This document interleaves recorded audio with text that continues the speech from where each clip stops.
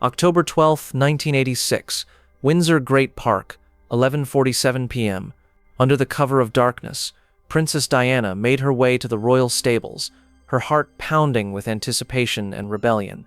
At 25, she was about to commit an act so scandalous that it would send shockwaves through the palace hierarchy and trigger the most intense cover-up operation in modern royal history. Waiting for her in the moonlit stable was Captain Marcus Thornfield, her devastatingly handsome riding instructor, a man whose rugged charm and genuine affection had awakened desires in Diana that her cold marriage had never satisfied. What began as innocent riding lessons had evolved into a passionate affair that threatened to expose the royal family's deepest hypocrisies. But tonight, Diana was done hiding. Tonight, she would seduce the one man who made her feel alive, regardless of the consequences. But the most explosive part wasn't their forbidden romance. It was discovering how far Diana would go to claim her sexual freedom. The dangerous attraction. August 1986, when everything started. Diana's affair with her riding instructor began during one of the darkest periods of her marriage, when Charles's relationship with Camilla had become so blatant that even the palace staff whispered about it behind closed doors. Desperate for an escape from the suffocating atmosphere of her failing marriage, Diana had requested private riding lessons to improve her equestrian skills for upcoming royal events. What she found in Captain Marcus Thornfield was far more intoxicating than any escape she had imagined. Marcus was everything Charles wasn't: physically powerful, emotionally available, and completely captivated by Diana as a woman, rather than as a royal symbol. A former cavalry officer turned elite riding instructor, he possessed the kind of rugged masculinity that Diana had never experienced in the refined, emotionally sterile world of the royal family. "Your Royal Highness has natural talent," Marcus had observed during their first lesson, his hands steadying her as she mounted her horse. "You just need confidence in your own power." Those words carried a double meaning that sent electricity through Diana's body. For the first time in years, a man was encouraging her to embrace her power rather than suppress it. During their early lessons, Diana found herself making excuses to extend their time together. What should have been 1-hour sessions stretched to 3 hours, with Diana claiming she needed extra practice to master various techniques. "I seem to lose my balance easily," Diana would say with a meaningful look, knowing that Marcus would need to place his hands on her waist to steady her. "Balance comes from trust," Marcus would reply, his touch lingering longer than strictly necessary. "You have to trust yourself and trust your partner." The sexual tension between them was undeniable, crackling through every lesson as they found increasingly creative reasons for physical contact. Don't miss this shocking revelation: how Diana made the first move. The seduction begins. September 1986, Diana's strategic campaign. Unlike her previous relationships where she had been the pursued rather than the pursuer, Diana took complete control of her seduction of Marcus Thornfield, displaying a sexual confidence that shocked even herself.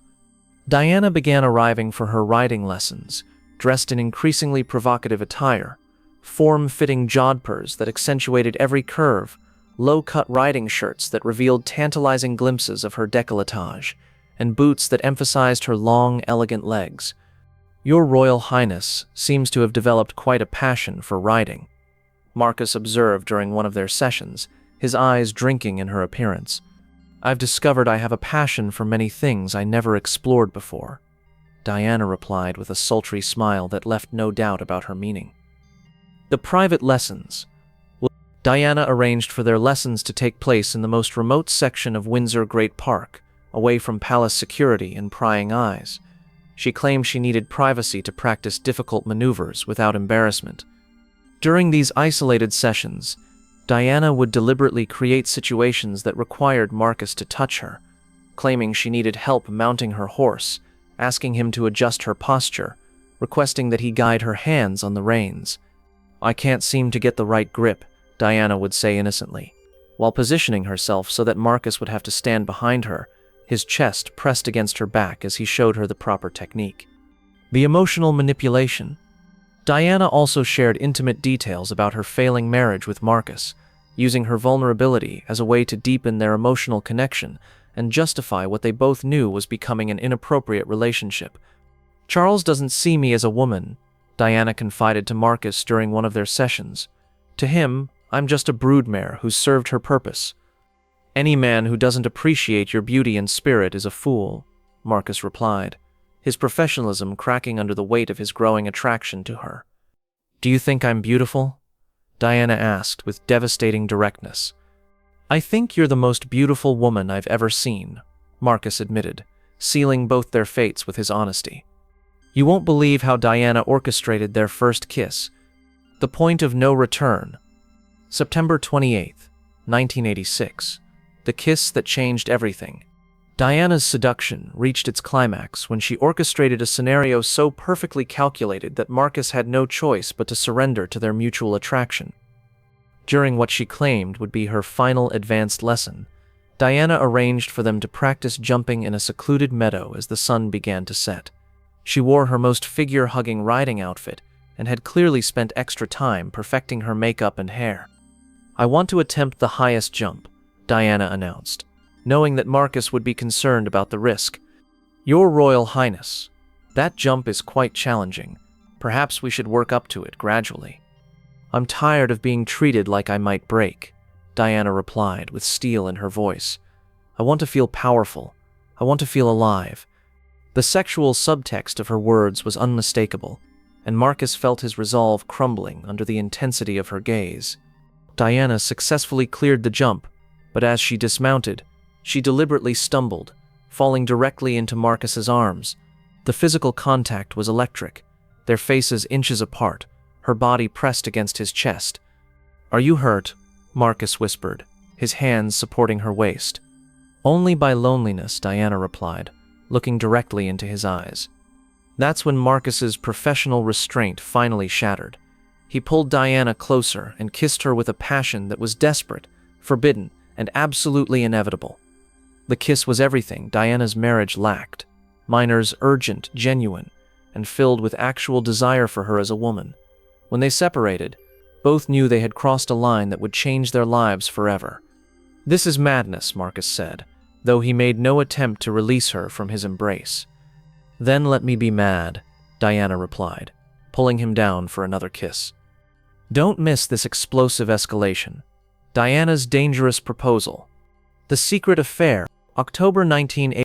After their first kiss, Diana and Marcus embarked on a clandestine affair that required elaborate deception and showed Diana's growing confidence in her own sexual power. The night meetings.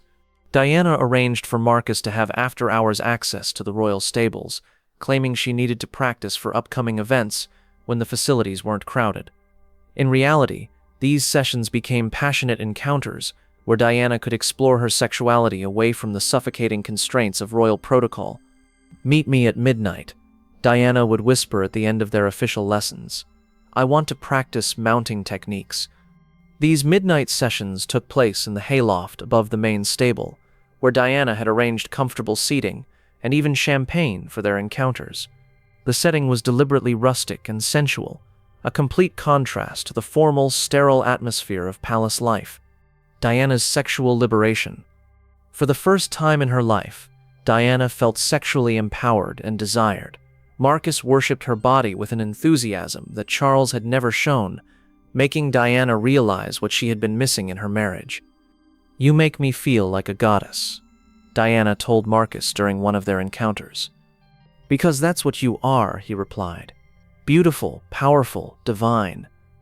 This validation of her sexual attractiveness gave Diana a confidence that began affecting other areas of her life.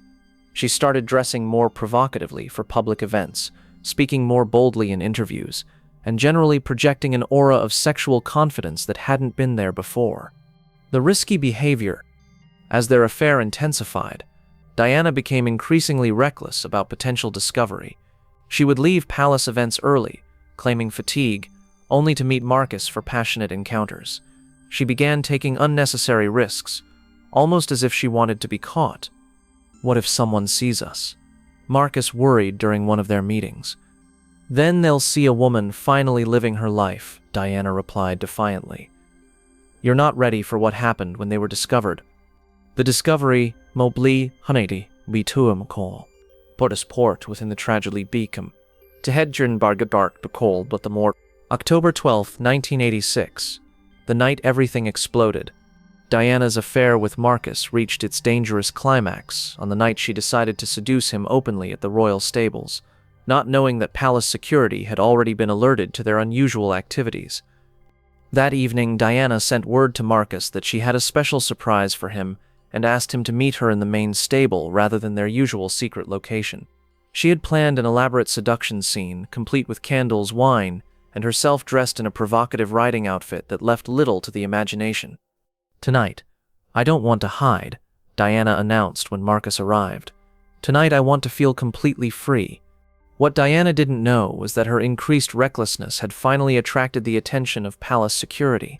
Her frequent unexplained absences, combined with reports of unusual activity at the stables, had triggered an investigation. At 11:52 p.m., just as Diana was leading Marcus toward the hayloft for what she intended to be their most passionate encounter yet, palace security arrived for an unscheduled inspection of the grounds. "Your Royal Highness," Chief of Security David Morrison called out as he entered the stable with two other officers. "We received reports of suspicious activity." Diana and Marcus froze, caught in a compromising position that left no doubt about the nature of their relationship. Diana was disheveled, Marcus was shirtless, and the romantic setting Diana had created was undeniably evidence of their affair. The silence that followed was deafening, as Morrison realized he was witnessing a scandal that could destroy the monarchy. "Gentlemen," Diana said with remarkable composure, "you will forget what you've seen here tonight." "Ma'am, I'm afraid that's not possible," Morrison replied. "This matter must be reported immediately. Don't miss this devastating aftermath. The palace cover-up operation. The Palace Panic.